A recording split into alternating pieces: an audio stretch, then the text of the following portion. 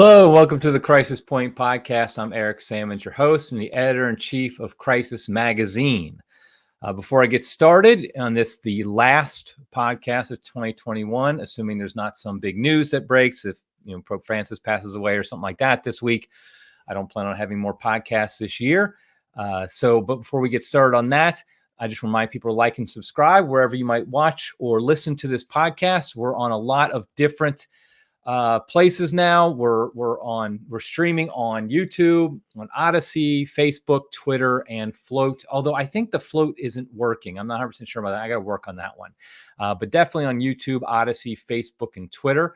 So you can always watch us there. And of course, you can't listen to us live on the podcast, but you can listen to it later. So make sure you subscribe to our channel on your podcast feed as well.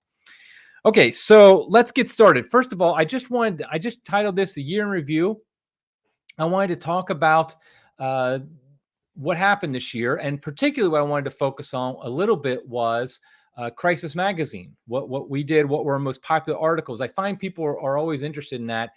You don't really get to know the inside sometimes story of what's going on and what articles are really popular. So I wanted to share that with you in this podcast as we review the year. First, I just want to mention some of the big news stories of the year, like 4 or 5 of them. It's interesting. I started as editor of Crisis Magazine on January 4th, 2021. And 2 days later was January 6th, 2021. So big news story just to get me started, at Crisis.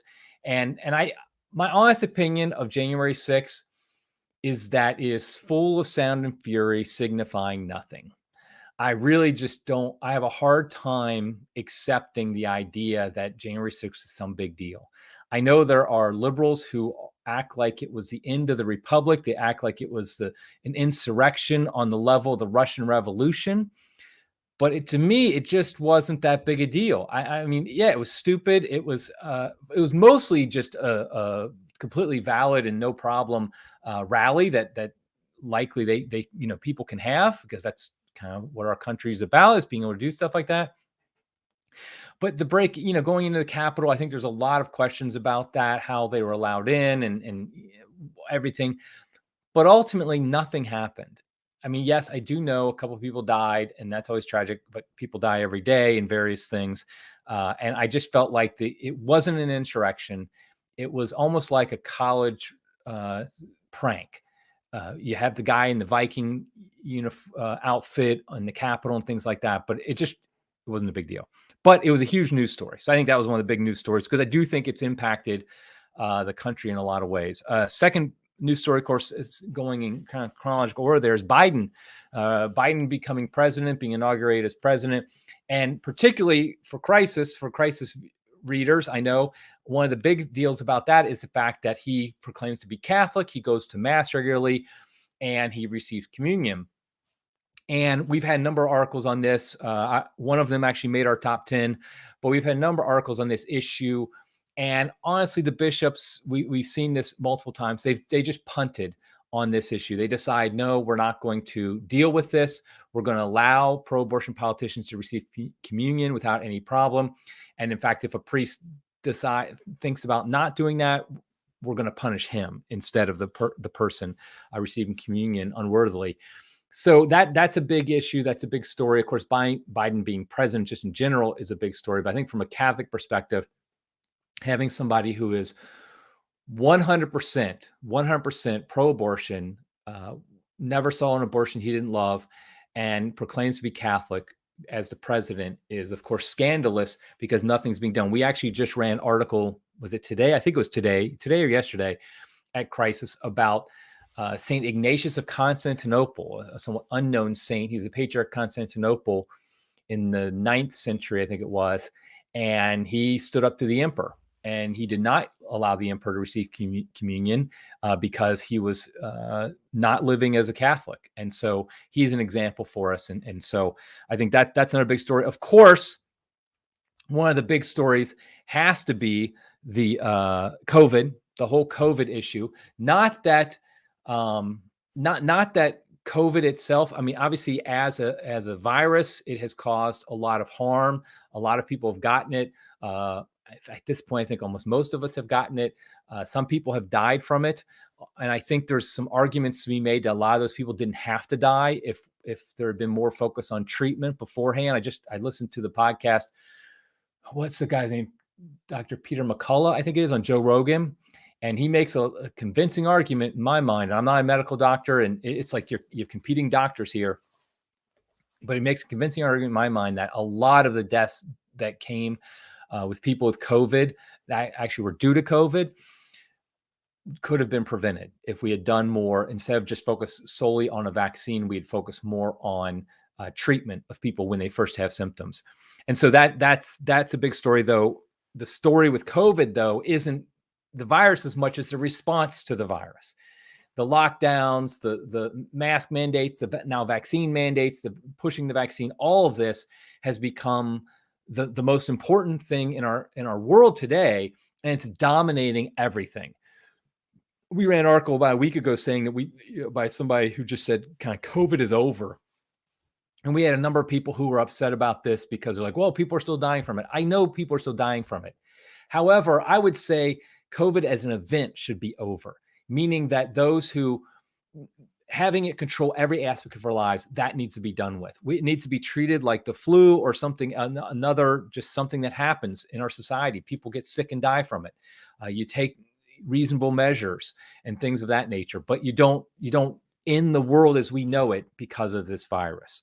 But that, of course, is another big news story. And then in the Catholic world, I would argue probably the biggest news story has been the Pope going after the traditional Latin Mass. I admit that I'm probably biased on this because I attend the traditional Latin Mass, but I think it goes far beyond the traditional Latin Mass itself, because I really think this impacts every faithful Catholic, whether you go to the Novus Ordo or the traditional Latin Mass. And we saw that actually come up just yesterday with Cardinal Cupich in Chicago, basically saying you couldn't celebrate traditional Latin Mass on the first Sundays and other certain holy days. But he also said you can't celebrate the Novus Ordo ad orientem.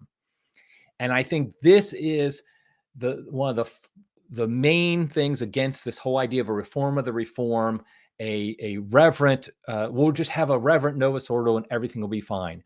No, that is not what they will allow you to have. What will happen is if they are successful in eliminating the traditional Latin Mass, then what they will do, at least allowable traditional Latin Mass, then what they will do is they will end up eliminating any aspects of tradition in the Novus Ordo Mass. They will not allow your traditionally celebrated Novus Ordo Mass. I mean, already Cupich is saying he's not going to allow ad orientem. He is allowing Latin for now in the Novus Ordo. How nice of him. But ultimately, I think that this is a huge news story because it really shows that the focus of Rome, the focus of the Pope, is to eliminate any traditional views of Catholicism, any pre-conciliar ideas of Catholicism. Not that it's just that the idea that post-conciliar is better, but post-conciliar is that's the only thing that matters to these people. And so I think that's I think a huge news story that has a great impact beyond just traditional Latin Mass communities, but also in the entire Catholic Church. And of course, some of these things combined, for example, the COVID restrictions that happened in the world have impacted in the church as well, because you have all the mask mandates at parishes, you have all the different things that are going on at with vaccine passports even. I mean, Marilyn in our comments mentioned the passport requirement for masses in Quebec. And I think Quebec also canceled, I think it was there that they canceled Christmas masses. And so what we see is bishops who are completely cowering to the state and allowing people to, allowing government officials to determine who goes to mass and who doesn't go to mass, and when you can have mass, which is just an affront to our faith. Okay, so those I think are the top news stories. Would be January 6th, President Biden, a supposed Catholic, receiving communion, the COVID, the whole madness surrounding COVID, and then also the restrictions on traditional Latin Mass. I know there's other stories that are important as well, but those are the ones that kind of came to mind when I was thinking of this. Now, I want to talk about now also Crisis Magazine in 2021. As I mentioned already, I took over the reins as editor-in-chief in January 4th, 2021, coming on my 1-year anniversary. And it's been great. I've enjoyed it greatly. Hopefully people have enjoyed reading Crisis this year. Also, a big deal for us at Crisis Publications, which is who owns Crisis Magazine. We acquired 1 Peter 5. And so I encourage people also to read that. That has a more traditional Catholic audience than Crisis Magazine does. But it's our sister publication, 1 Peter 5, under the editorship of Timothy Flanders. I think it's doing a great job. Well, a couple of things I wanted to note about Crisis Magazine this year. First of all, it was our top year for traffic at our website in 2021 ever. We topped our I think our previous high was the year before, although I think maybe 2017 might have topped that. I can't remember now exactly. I just know that in 2021 we had our largest amount of traffic, both in users and in page views, that we've ever had. So I want to thank everybody who has gone to Crisis Magazine this year, has shared our articles, let other people know about it. We've been fortunate so far that we have not been kicked off of big tech like Facebook or Twitter. Maybe that means we're not doing a good job. I don't know, because if you get kicked off, that usually means you're doing a good job. But I appreciate everybody who shares our articles on social media and with their friends and family members. Another thing I wanted to mention was in 2021, we had 140 different writers for Crisis. And I'm proud of that, because we try to have a diverse number of writers. We don't just have the same people writing all the time. We have some of our great ones like Anthony Esselin or Janet Smith or Austin Ruse, people like that who write for us regularly. And we're going to continue to do that.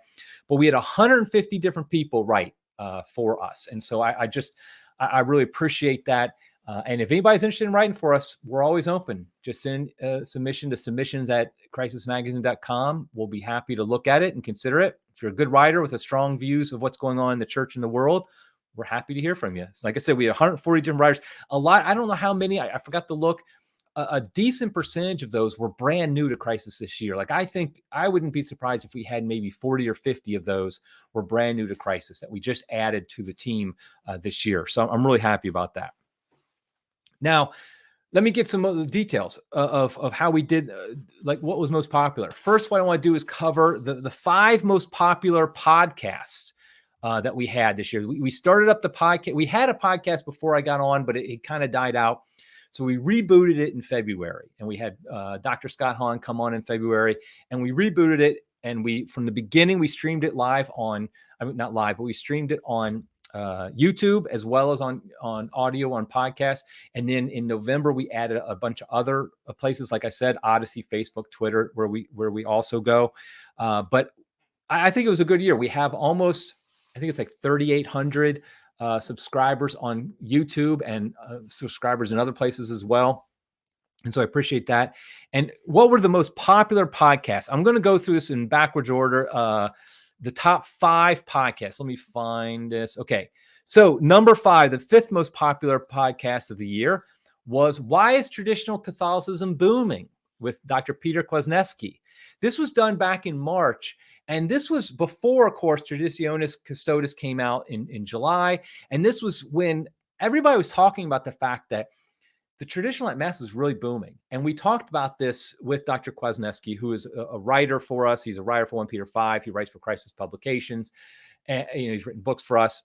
In fact, we're going to have him on again, the podcast, pretty soon.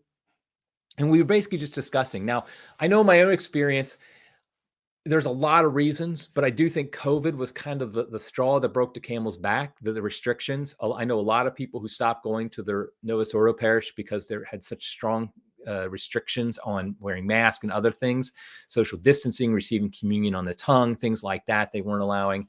And so a lot of people started going to traditional at Mass, which didn't have those restrictions locally, and they ended up loving it. And so we did a survey in July, right before the Motu Proprio came out, that talked about, that actually surveyed the growth. And it showed, I think it was 190% growth over the past 2 years at traditional Latin Mass parishes in America.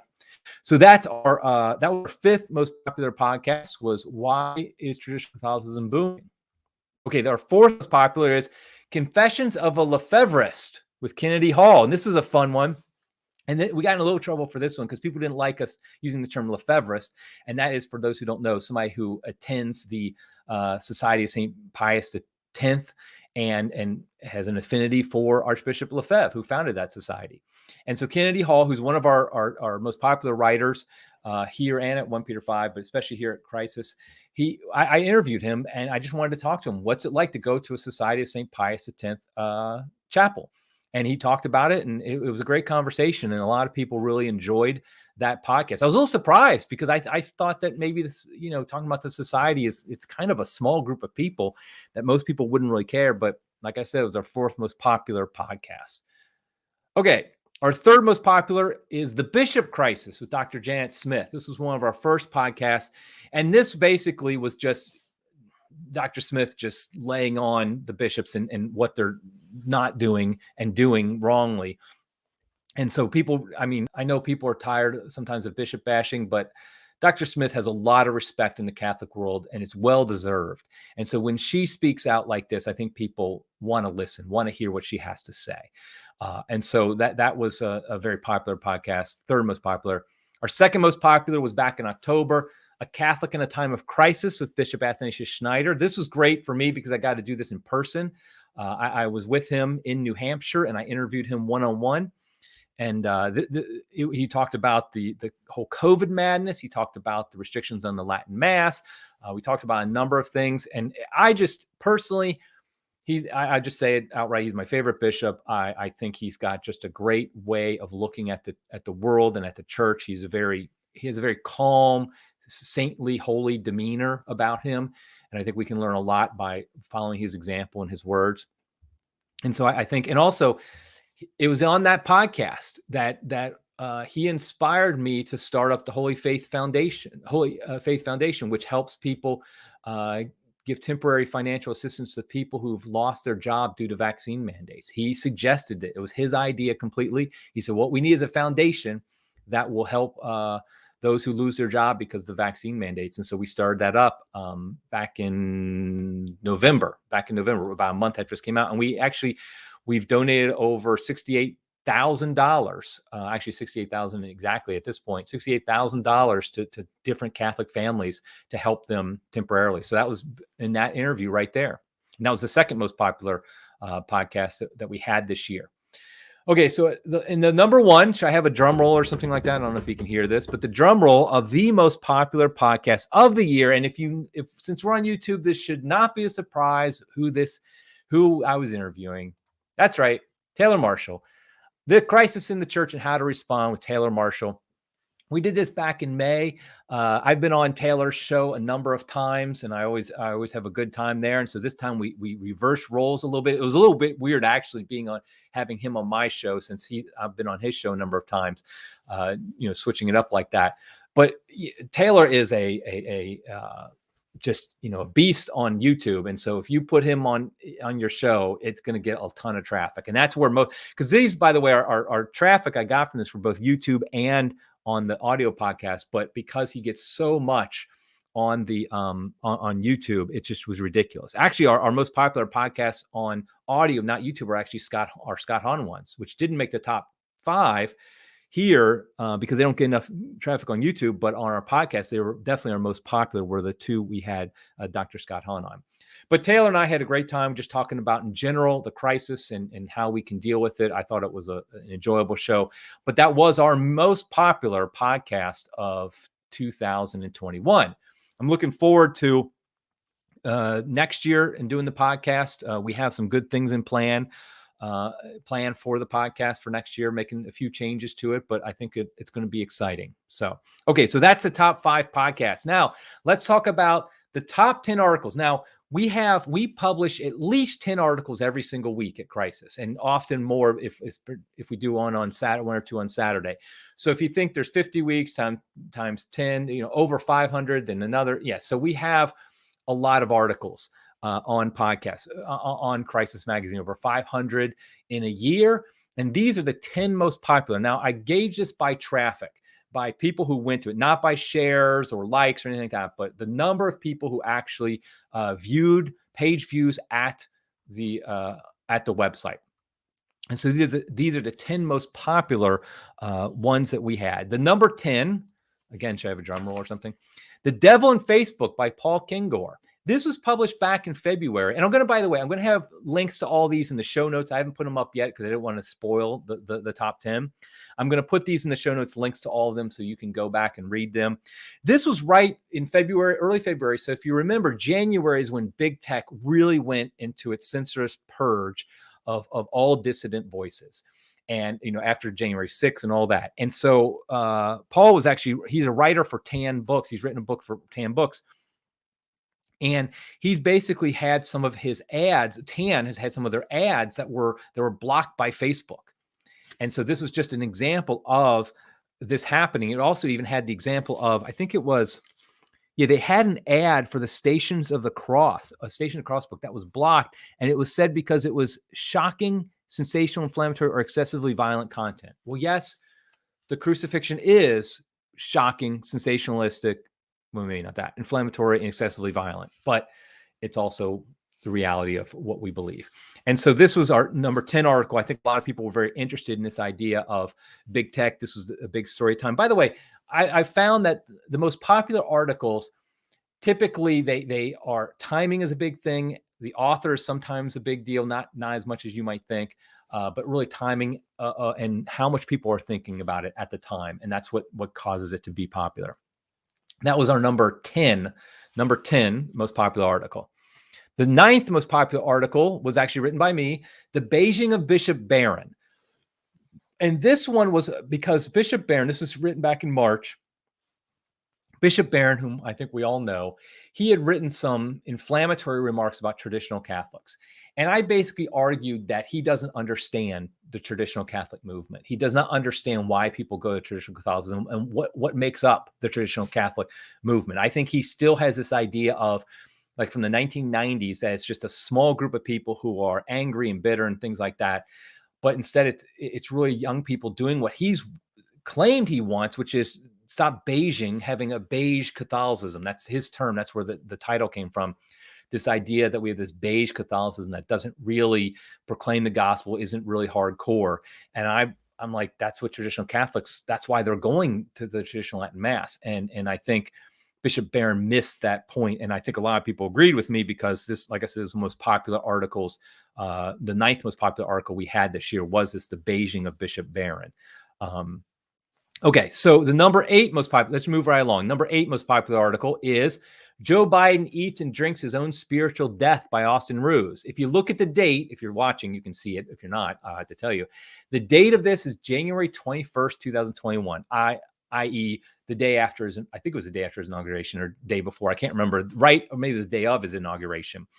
And Austin wrote that, one of our most regular writers for Crisis, he wrote this article basically saying that, quoting St. Paul, that when Joe Biden, who promotes abortion, receives communion, he's eating and drinking his own spiritual death. And I think the title of this article and the timing are really what made it so popular. I mean, it was obviously, we're not holding back anything on this one. We're going to make it very clear, Austin made it very clear, that when Joe Biden receives communion, he is bringing spiritual death upon himself. And we can't soften that or try to soft pedal that reality. In fact, that's the real scandal here, is the fact that priests and bishops who give him communion, they are not caring about his soul, because if they cared and they loved him and he loved his soul, they would not give him communion. So that's the 8th most popular article was Joe Biden Eats and Drinks His Own Spiritual Death. The number 7 most popular article was a little bit surprising to me. Not that I didn't think it was a good article, but just the topic. It was, has Jordan Peterson finally found Christ? And this is by Kennedy Hall, who was, like I said, I think he was our 3rd most popular podcast. He's also our 7th most popular article he wrote. And this was basically Jordan Peterson. If you remember, he came to fame in 2016, 17. He skyrocketed, became a huge deal. And then he had some personal problems. I mean, I guess that's the best way to put it. So he's off the radar for a little bit, but then he came back this year. And some people noticed that his language, the way he talked about faith, the way he talked about religion, had changed a bit. And so a number of people were speculating that perhaps he had become Christian, maybe even Catholic. And this is what Kennedy was writing about in this article from back in March. Has Jordan Peterson finally found Christ? Was the idea of, okay, Maybe he has, and saying that would be a great thing. Now, as of right now, I don't think Jordan Peterson, even today in December 2021, has publicly said he's Christian. Correct me if I'm wrong, anybody out there, but I don't think he has. But obviously, we're praying for this because we pray for anybody to become Catholic. And so hopefully that's the case with him. And so Kennedy's article on this was very good and is very popular. People wanted to know because he's a well-known figure. And so obviously, if he became Christian, that would be a big deal. Obviously, even better if he became Catholic. Okay, now I'm going to move into the 6th most popular article, and there's going to be a theme you're going to notice in the next 5 of the next 6 articles. And this is by Dr. Janet Smith back in September, The Fake Theology Behind Vaccine Mandates. And this was a great article by Dr. Smith. It was very comprehensive, very detailed. And what she did was, and also she was one of our most popular podcasts as well.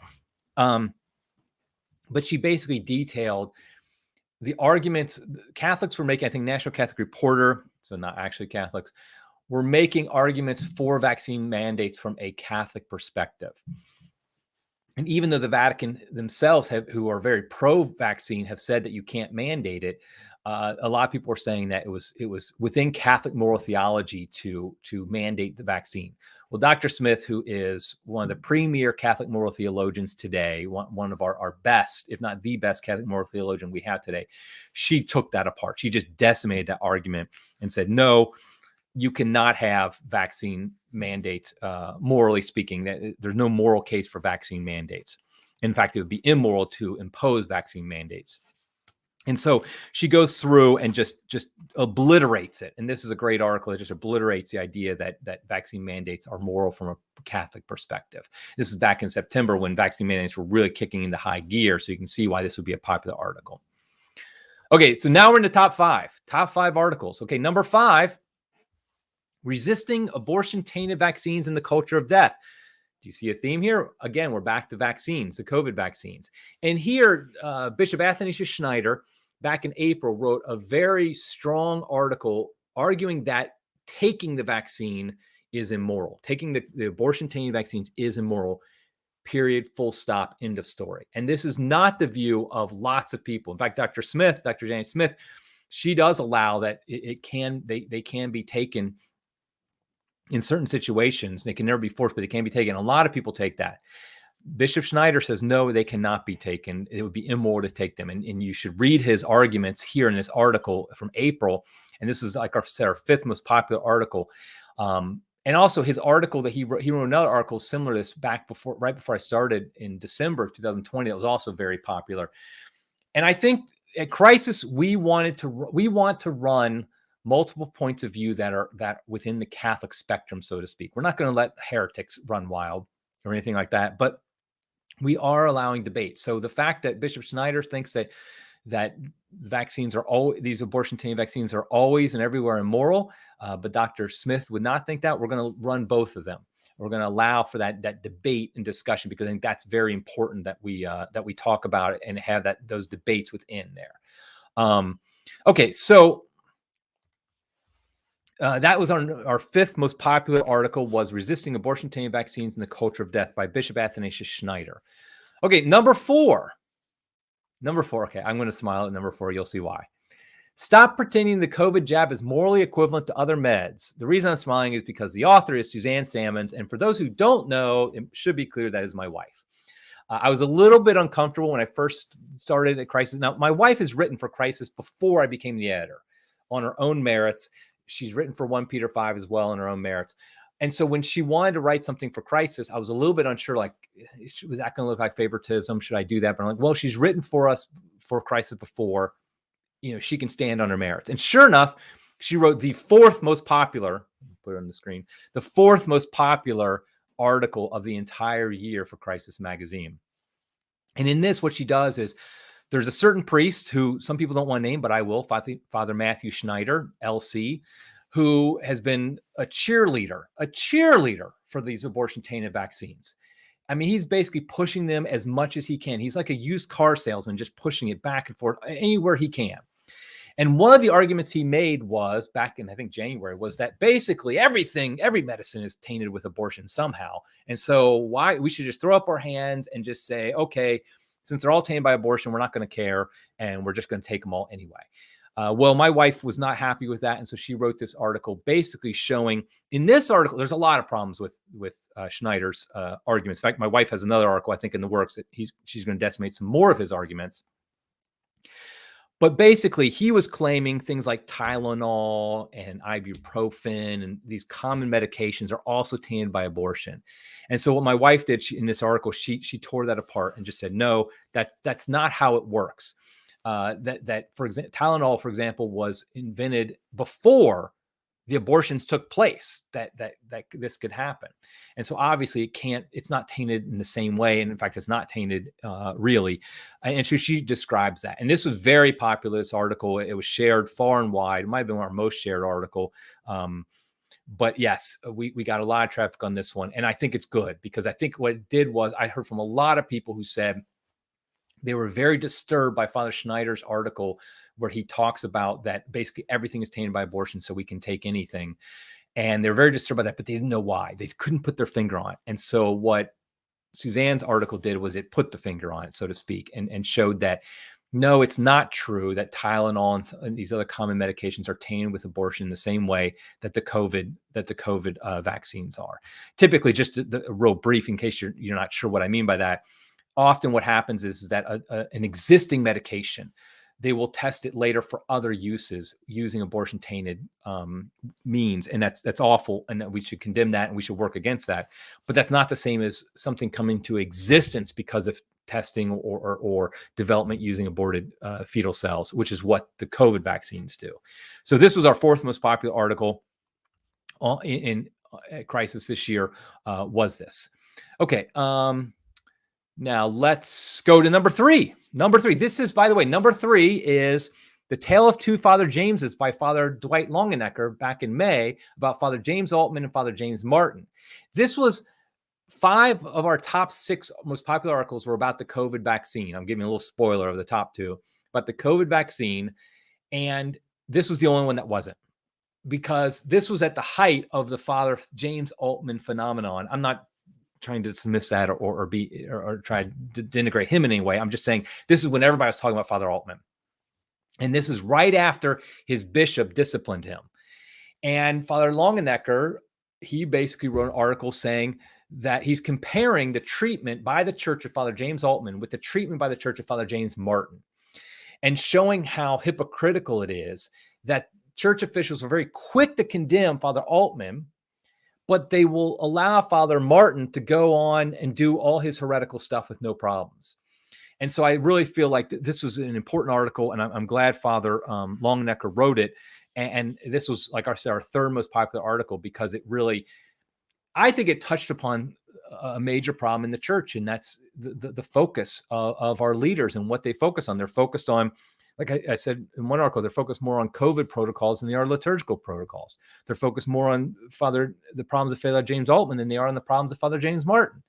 They have this, they care more about the traditional Latin Mass even existing than they do about the existence of abuses in the Novus Ordo Mass that are widespread. So I feel like this article, a lot of people, it resonated with a lot of people because it showed the hypocrisy going on in the church today among her leaders, unfortunately. That was the third most popular article. The second most popular article actually was written by me. Are Catholics eligible for COVID vaccine religious exemptions? This was written back in August. First, I want to note, this is embarrassing. I was almost sad that this became so popular, because there is as an editor, this killed me. The image I used was from Shutterstock. I just used this thing where it has this, if people can't see it, it has a needle and a little vial, and it says in Scrabble letters, religious exemption. However, the word religious is misspelled. And after I posted it, I didn't realize it till later, and it got really popular. So everybody can just see I wasn't doing a very good job as an editor on my own article there, picking my own image. But the reason this article, I think, was so popular, the number 2 article of the entire year, is because this was right when the mandates, the vaccine mandates and religious exemptions really came to the fore. This is early August. And so basically a lot of people were wanting to ask their priest or their bishop for a religious exemption to the mandates. And this was a new thing that's just started. And New York, the diocese in New York, Archdiocese of New York, had argued that priests are not allowed to give this out, are not allowed to give religious exemptions out. So I use that as a touching point to then write about the fact that no, Catholic priests, no matter what they think about the vaccine, should be willing to give out religious exemptions, because the church herself has made it very clear that it can never be mandatory to force a vaccine on people. And so that was one of the first articles, I think, out there that really argued that religious exemptions are definitely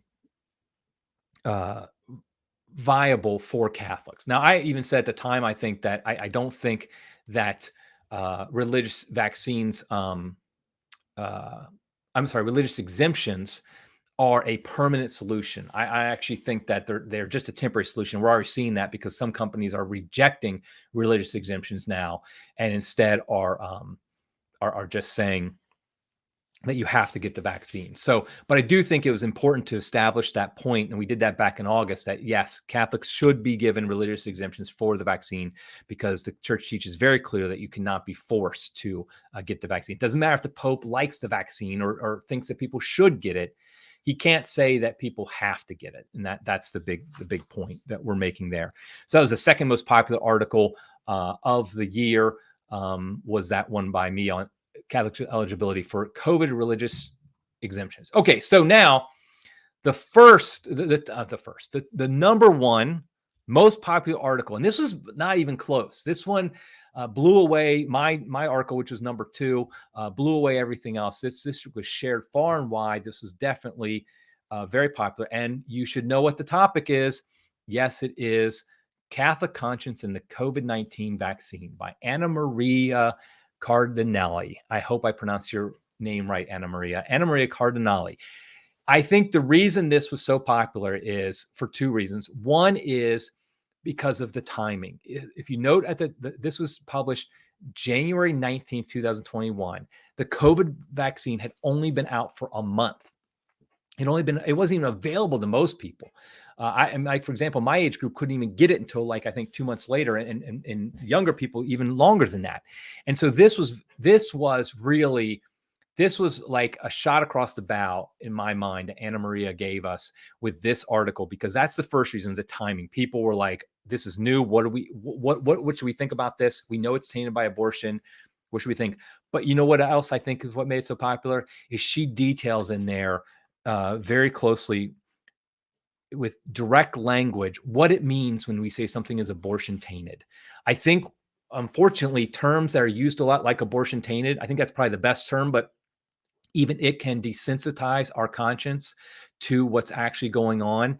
And she details that we're talking about a human being that was killed and then used for medical experimentation. And I think that needs to be said very clearly and bluntly. I don't think we can hide from that. And I think that's what she did. And that became our most popular article by quite some margin. And so, like I said, it's our number 1 article. And if you notice, again, 5 of our top 6 articles were about the COVID vaccine. And I think that reflects the fact that Catholics really wanted to know, what should we do about this fact that this vaccine that people are saying is going to save the world, although we already know now that's the joke to even think that, but that are pushing upon all us, mandating it. You can't go into restaurants, you can't work at certain jobs, you can't do all these different things if you don't have this vaccine. But it's tainted by abortion. In other words, we have it because of, through either development or testing, because a young baby was killed and we experimented on her.